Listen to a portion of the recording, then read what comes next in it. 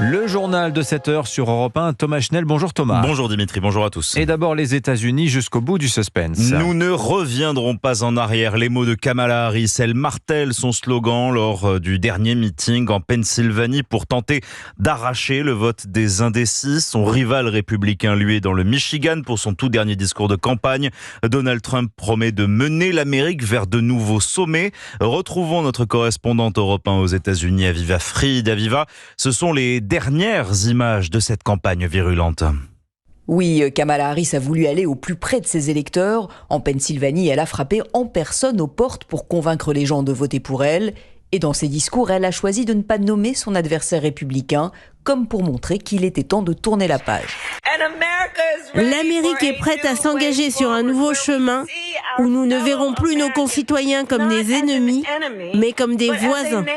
Ton radicalement différent du côté de Donald Trump. Entre la Caroline du Nord, le Michigan et la Pennsylvanie, il a répété ses thèmes favoris, de l'immigration à l'élection volée de 2020. Mais Donald Trump a surtout souligné que les démocrates étaient le mal incarné, qu'il fallait battre à tout prix.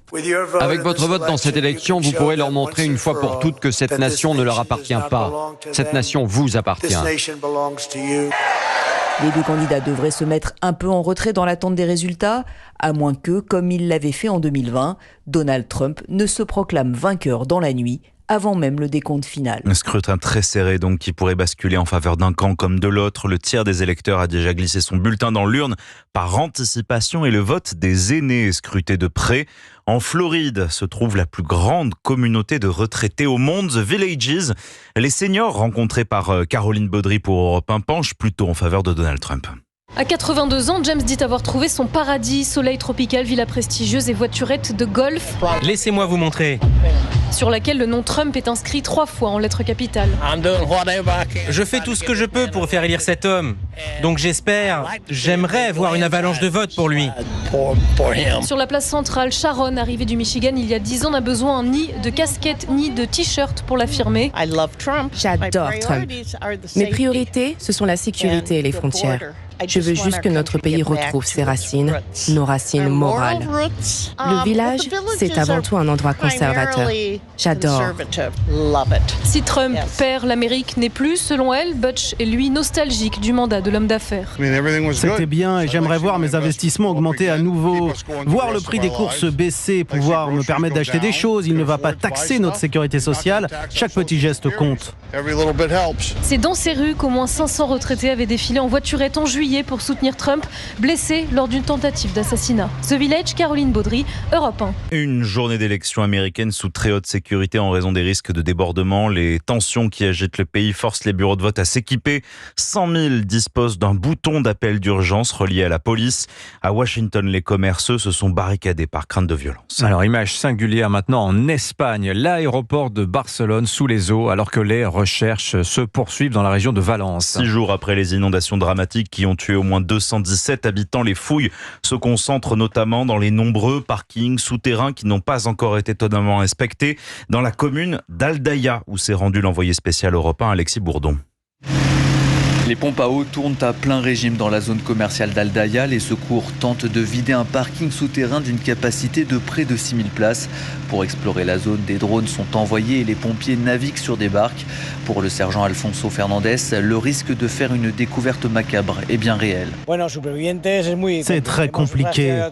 Pour le moment, il n'y a pas de rescapés. Et nous n'avons pas encore vu de cadavres non plus. Peut-être qu'en avançant dans les recherches, on en trouvera, mais c'est très peu probable. Pour le moment, ça n'a rien donné. Un peu plus loin, Ramon est inquiet. Son garage se trouve juste en face du parking souterrain. Le mécanicien craint que le bilan humain s'alourdisse dans les heures, voire les jours à venir. Les informations faisaient état de plus de 200 décès. Mais nous nous attendons à beaucoup plus de personnes disparues et malheureusement, les autorités ne nous donnent pas non plus constamment les chiffres. Au total, 850 000 personnes ont été touchées de près ou de loin par ces intempéries dans la région de Valence. Aldaya, Alexis Bourdon, Europe 1. Hier donc, c'est la région de Barcelone qui s'est retrouvé submergé en 1 heure de pluie seulement. L'aéroport a été inondé comme plusieurs axes routiers sans faire de victimes pour le moment. Vous écoutez Europe 1 Matin, il est 7h05. Retour en France, 2 suspects interpellés après la mort de Nicolas, ce jeune de 22 ans tué par balle en Ardèche. Abattu alors qu'il faisait la queue devant une boîte de nuit le soir d'Halloween. Le premier, le tireur présumé à Cavaillon dans le Vaucluse. Le second, soupçonné d'être le chauffeur sur un point de deal des quartiers nord de Marseille. La victime, Nicolas, jouait au rugby dans le même club que Thomas, l'adolescent tué dans le bal de Crépol il y a 1 an. Le club de rugby organisera demain une marche blanche à Romans-sur-Isère. La crainte de représailles en Seine-et-Marne après la rixe à coups de hache en gare d'Ozoir-la-Ferrière. Bilan 4 blessés dont 2 graves, tous mineurs, des lycéens. La piste d'un règlement de compte est privilégiée et désormais les forces de l'ordre redoutent une vengeance avec un niveau de violence rarement atteint, Nicolas Tonef. Des couteaux, un katana, redoutable sabre japonais, une hache. L'arsenal des agresseurs n'étonne même pas Rudy Mana, porte-parole national du syndicat Alliance Police.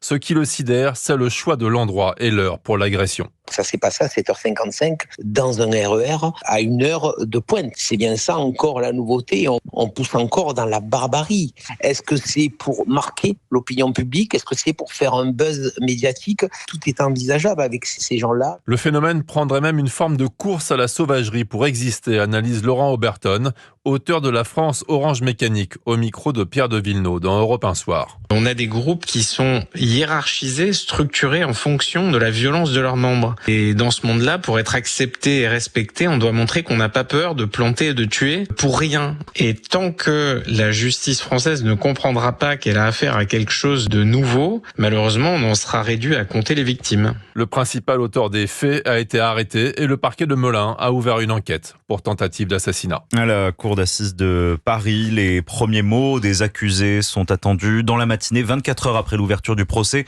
des 8 suspects impliqués dans l'assassinat de Samuel Paty, le professeur décapité il y a 4 ans près de son collège de Conflans-Sainte-Honorine. Et c'est à 9h ce matin que les syndicats sont convoqués par la direction d'Auchan pour la présentation d'un plan social sans précédent. Trop cher, pas assez moderne, mal achalandé le jugement des clients et sans appel. Le distributeur Auchan reçoit ce matin les représentants des salariés à la clé. Probablement plus de 2000 emplois supprimés. C'est un vrai coup de massue, Lionel Gougelot.